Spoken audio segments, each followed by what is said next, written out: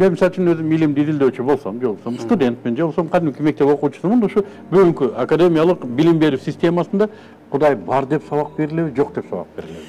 Бүгін мындай сабак айталы светтик мектептерде дин таануу деген гана неме менен чектелишет. Дин таануу. Динде моундай диндер бар. Бул дин боюнча моундайлар окулат. Бул дин дүйнөдө ушундай 4 чоң диндер, анан секталарды бөлүштүрүп ушул боюнча эле көрсөтүлөт. Ал эми кесе ушул мына бүгүн Кудайдын бар деген немелер. Мен муну эмнеге сурап атам, Жолбос Төрбекович? Физика, анатомия, математика, химия, ошол табий илимдер Кудайдан ажыратылып түшүндүрүлөт, туурабы бүгүнкү илимде? Ол албетте туура эмес. Анткени себеби биздин дагы илгертен ата баба традициядан келаткан бир мындай түшүнүк бар да. Молдоке десе, башында илгери чоң селдеси бар, азыр болсо жана Кытайдын ак топусун кийип алган. Анан интеллектуалдык эмеси жок, артта калган караңгы, ушундай деп түшүндүрүлгөн.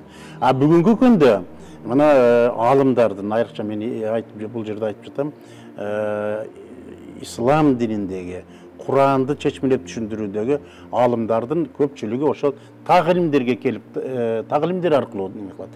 Кантип мисалы үчүн бир чоң алым, мен Куранды чечмелеген алымдарды айтам. Химияны, биологияны, медицинанын айрым биремелерин, керек болсо бүгүнкү күндө компьютер немелерин билбеген алымдар жакшылап чечмелеп түшүндүрө албайт. Ошон үчүн бизде кээде бир кыргыздарда туура эмес түшүнүктөр бар. Айталы менин балам жанагы сабактар канча эмес, ушуну бир дин мектебине эле берип окутуп койсун деген. Ал жигит, ал бала, кичинекей бала абдан төгөрөгө төп келген чоң алым боло албайт, анткени себеби тагылимдерден начар, табий илимдерден начар.